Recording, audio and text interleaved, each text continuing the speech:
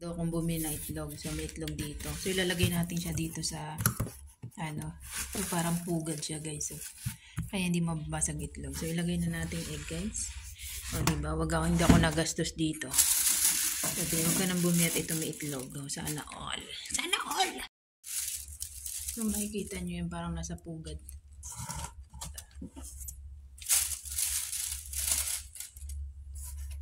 So, ito talaga yung lagay na itlog. Biniling box.